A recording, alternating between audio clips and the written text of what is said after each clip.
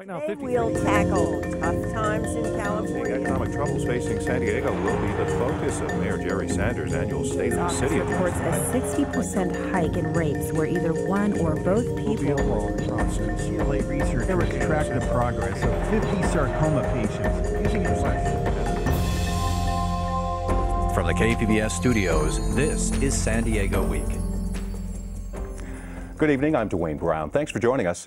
San Diego County has more people on the federal payroll than almost any county in the nation. How would a federal shutdown affect us?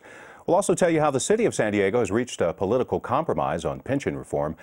We investigate why the county is taking foster kids' money without their knowledge, and an update on life in Calexico following a devastating earthquake 1 year ago, and a cycling event for wounded warriors. That's all coming up on San Diego Week. But first, the headlines.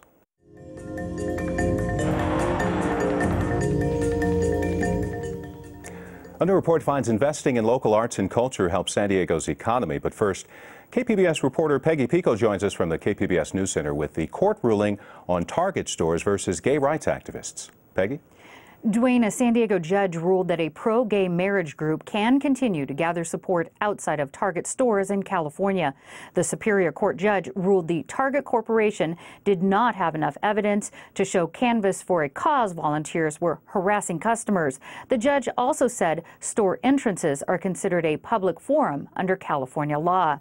The San Diego shipbuilder NASCO announced it may lose about 10% of its workforce. More than 300 local workers could be laid off indefinitely between May and June. The company blames federal budget issues and a slump in demand for new ships. General Dynamics NASCO is the only major shipbuilder on the West Coast.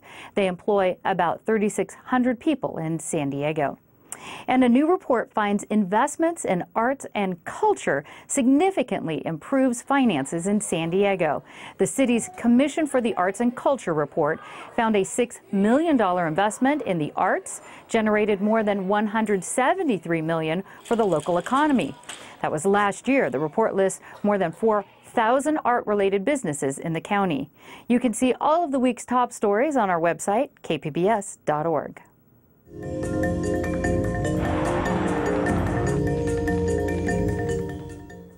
More than 46,000 people in San Diego County are on the federal payroll, from the military to air traffic controllers, FBI agents, post office workers. How big of an impact would a partial government shutdown have on us?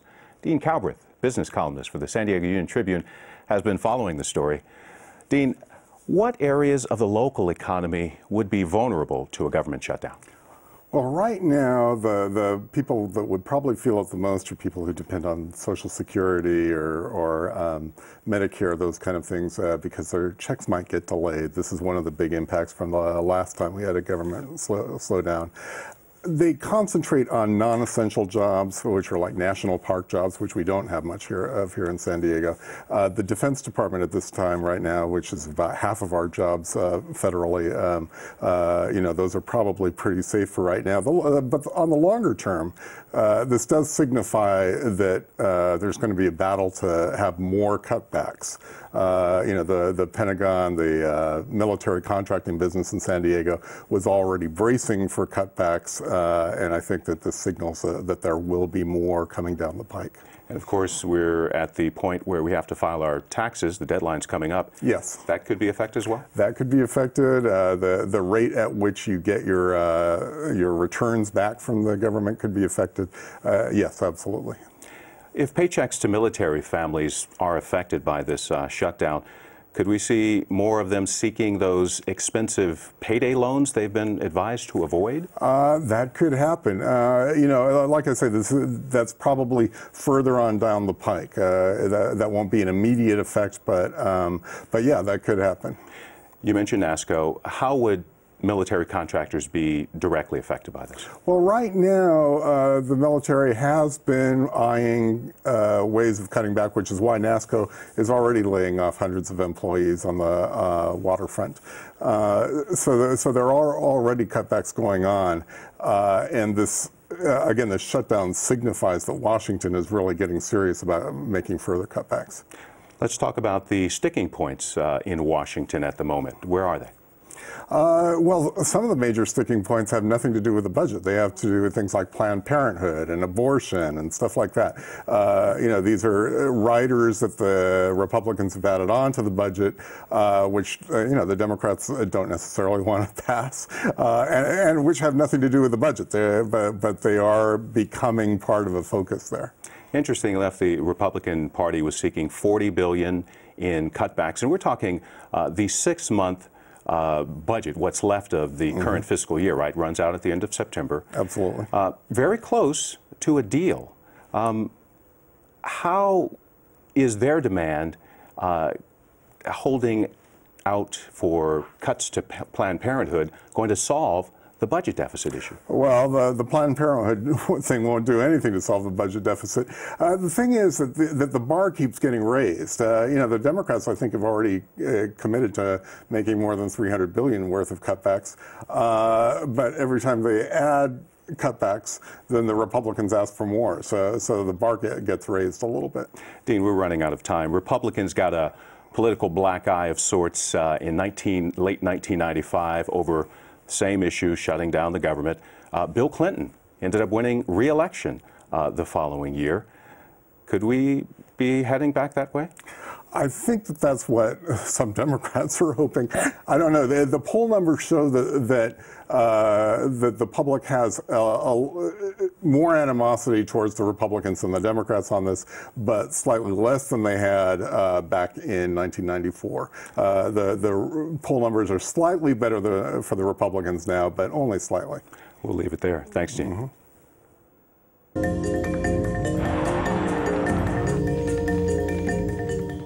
The City of San Diego has reached a political compromise of sorts on pension reform for city workers.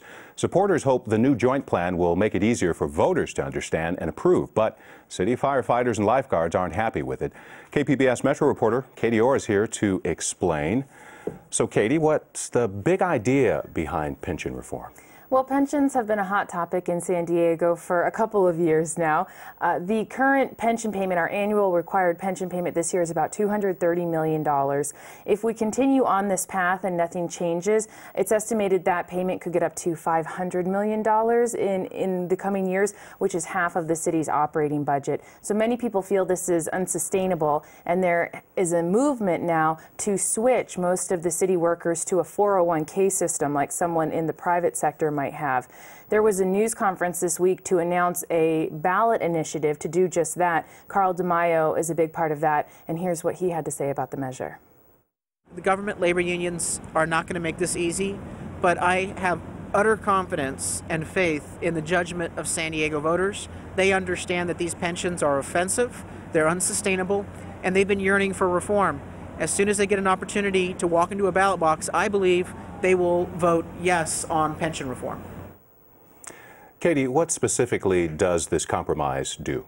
Well, it is a compromise between two proposals. One was being proposed by Mayor Jerry Sanders and Councilman Kevin Faulconer, the other by Councilman Carl DeMaio. Sanders and Faulconer had proposed just moving city workers, blue-collar, white-collar workers to a 401k, letting all public safety employees keep their pensions. DeMaio wanted to see everyone go to a 401k system, including public safety. And so what this does, the biggest component of it, is that it lets policemen keep their pensions, but it moves firefighters and lifeguards over to a 401k system along with the other workers as well. Why did they agree to this change?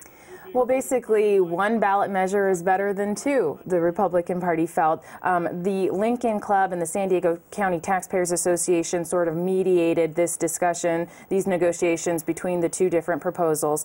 And they just were afraid that if voters go in to vote and they see two such similar measures on the ballot, they'd be confused and just vote no on both of them. This also lets them concentrate their resources, their money on one issue and present a united front, even though behind closed doors they might not really be that united, but they are presenting that they found a way to compromise and they're presenting a united front to voters. Quickly talk about the union's position on all of this? Well, the unions say that they've already made compromises. They've made compromises for years. They don't have many of those pension benefits that they were criticized for. The blue-collar union often points out that their average pension is about $30,000 a year, and they don't get Social Security. And, of course, the firefighters union is, you know, just appalled by this measure. And I spoke to Frank DeClercq, the head of the firefighters union. I think it's shameful on their part that they would go so far as to try to deny a firefighter a decent, you know, our wages are already way down comparatively, but to try and attack them on their benefits and their death and disability is shameful. So, Katie, where do we go from here? Well, now they have to collect signatures, more than 94,000 signatures. They have 6 months to do that, and if they accomplish that, then this will be on the June 2012 ballot, and voters will get a chance to decide. Thank you. Thank you.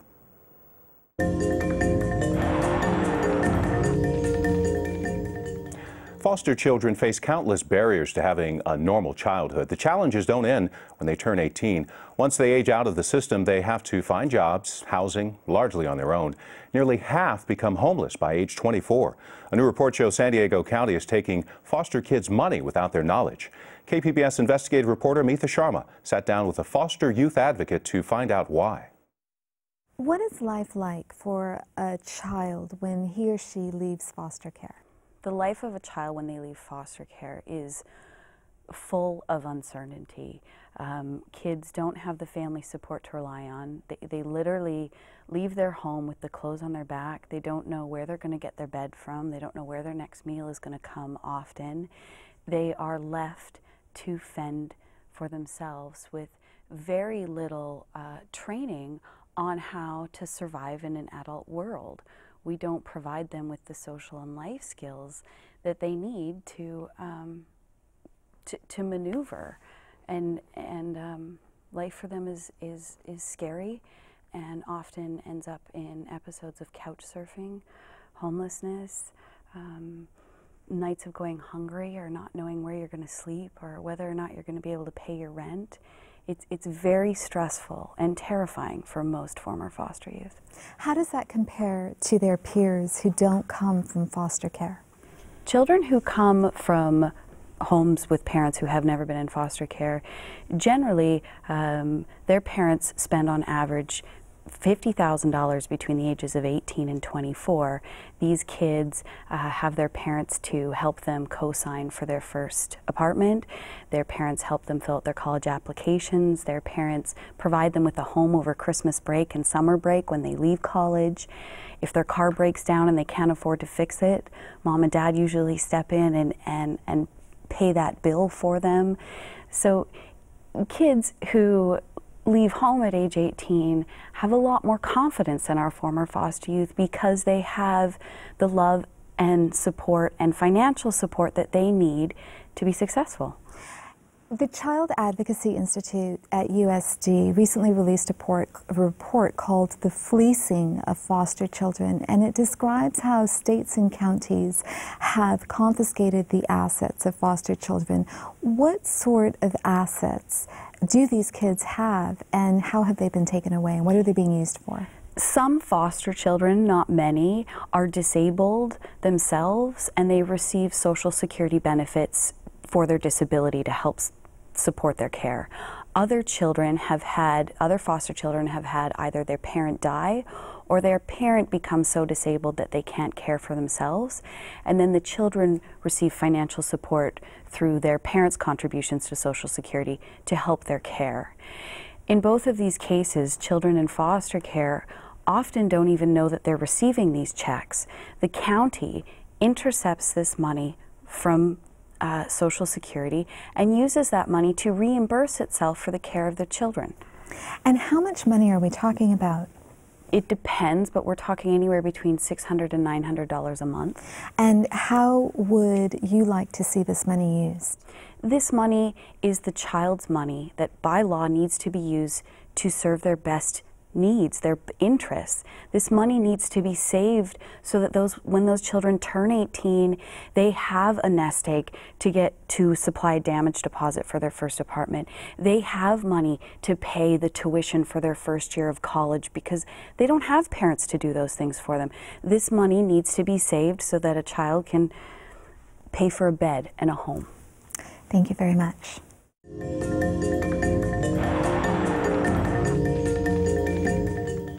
One year ago, a 7.2 earthquake shook Calexico in the Imperial Valley Desert. We felt it in San Diego and other parts of Southern California. The impact wasn't as severe as the quake in Japan, but did cause structural damage in the border town. KPBS reporter Tom Fudge and video journalist Katie Ufrat have this update on Calexico 1 year later.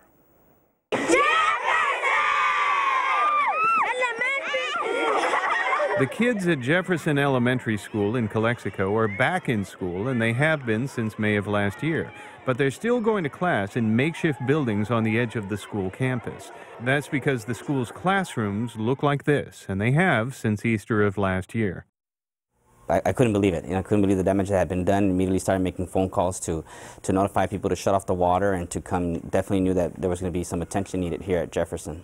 Principal Padilla says he expects they won't be back in the school building until December. Ceilings, soffits, and water pipes weren't the only things that took a hit from the earthquake. The Calexico school superintendent says the quake forced them to cancel many days of classes throughout the district. Well, the high school was out for 20 days, and Jefferson students were out for 23 days. All the rest of the students were in class by the end of 17 days. That's a major hit cost-wise. That's because school districts are reimbursed by the state per student per day. Lost days means lost revenue, about $11 million in the case of Calexico Unified. The city of Calexico saw a lot of damage to its infrastructure. Mayor John Moreno says the city's water treatment plant alone suffered $28 million in damage. And now we're waiting for the money from that was pushed by Senator Barbara Boxer from the U.S. Congress. And it's now in Sacramento, in the state, and we're just waiting for it to funnel to the city of Calexico. The good news, in Moreno's view, is that Calexico is almost back to normal. Our city right now is 95%. Our downtown is 95%. There are some houses that still need to be rehabbed, and there's some, fences and stuff like that still need to be fixed. But I would say overall, the city is about 95%. Anderson Apartments was one of the residential buildings that was structurally damaged and condemned. 16 units were lost, about 45 people were displaced. 117 people were temporarily displaced from the De Anza Hotel, an old folks' home about 3 blocks away from here. They were taken to other places in the community, hotels and motels that were available for them. Another Calexico group that has taken a while to bounce back is the downtown business community. Some buildings were deemed unsafe and demolished. This building may ultimately lose its characteristic arches. Downtown grocery store owner Eduardo Lopez found his store in shambles after the earthquake. We were kind of shocked at the amount of damage as far as merchandise being on the ground. As I've showed you in the pictures, we had quite a bit of merchandise on the ground. And it actually, because of broken items, they contaminated other items, so we did have to throw away quite a bit of merchandise. Like most business people, Lopez needed to close his store while inspectors made sure buildings were stable. Though business has mostly returned to normal, Lopez estimates the Easter earthquake cost him $70,000. I was not covered for earthquake, so basically the store and ourselves had to absorb the loss of revenue from being closed, in addition to all the damages that were done to the store. Earthquakes are common in Calexico, but the locals are hoping they stay small, at least until everything gets fixed.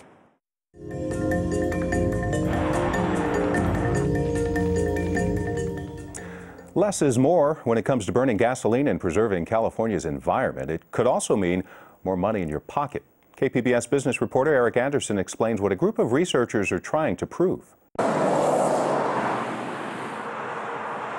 More information could be the key to saving a lot of money. Cars in the state drink more than 1 billion gallons of gas every month. And when cars and trucks are burning up fuel, they're also pumping dangerous pollutants into the air.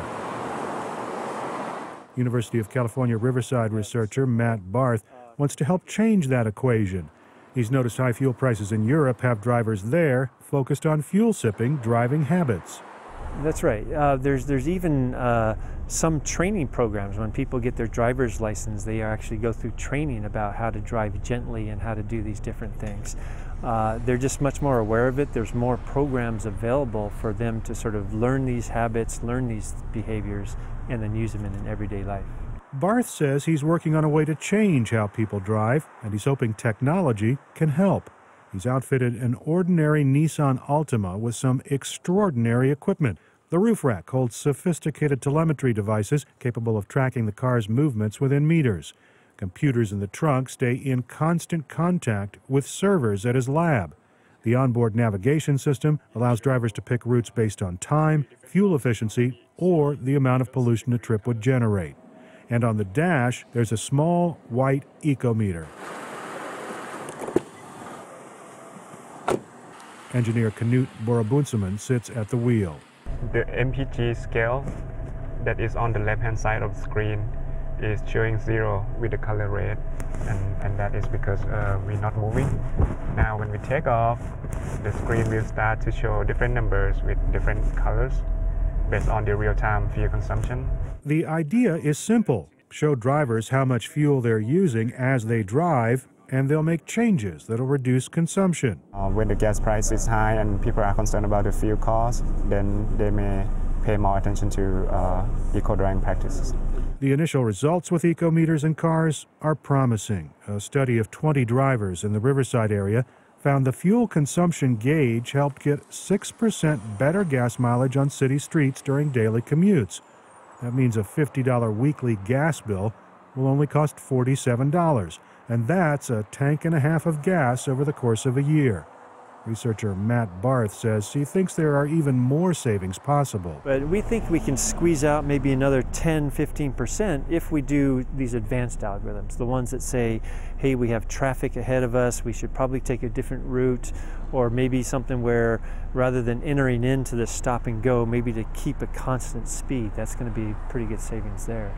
And while the technology in the vehicle is designed to help save fuel, the technology is really trying to reach the driver, the people who are in the cars, making sure the cars go where they need to go. San Diego State University marketing professor Michael Belch says changing consumer behavior is difficult. But anything we can do to help people save fuel and be more environmentally conscious is a good thing. It's not going to be as easy as saying, I'm going to put this on your car now, and you're going to change your buying behavior, your purchasing behaviors, and also maintain that change over a long period of time. It's just not that simple. Belch says cost is frequently a catalyst for short-term behavior change. He saw that change 3 years ago when gas prices climbed above $4.60 a gallon. He says people drove less, bought more fuel-efficient cars, and used public transportation. When the prices came back down, Belch says the economic incentive disappeared and those old fuel-sucking habits returned. UC researchers are tracking about 200 drivers using the Eco Drive devices in the Bay Area.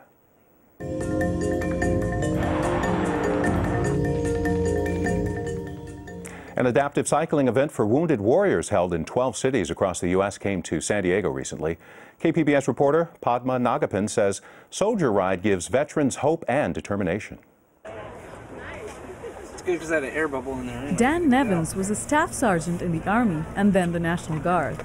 6 years ago, he lost both his legs in Iraq.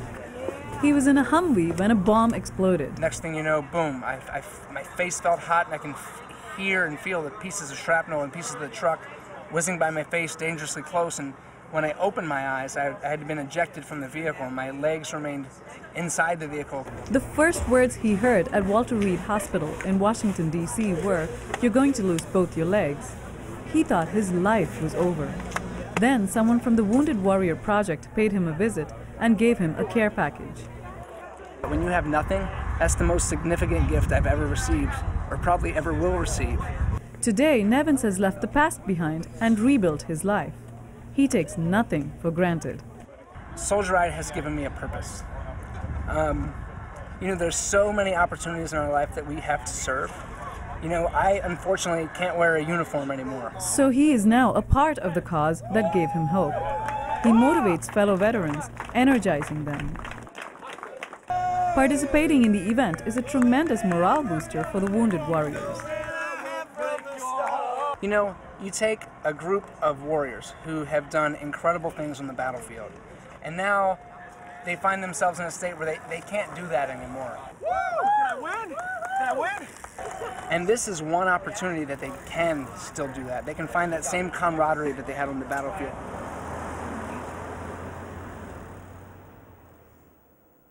That was Padma Nagapan reporting for KPBS. Soldier Ride raised $31,000. The money will be used to help wounded warriors. And now, here's Peggy Pico with an update on what KPBS is working on for next week. Tune into KPBS Morning Edition on Monday to learn about the largest emergency safety drill at the San Onofre nuclear plant. And on these days, we'll tell you how the security breach involving online marketer Epsilon could affect you. Thanks, Peggy. You can comment on any of the stories you saw tonight by going to our website at kpbs.org/SDWeek. We'd love to hear from you. And now, here's a look at your weekend weather forecasts. Thanks for watching. I'll talk to you on the radio.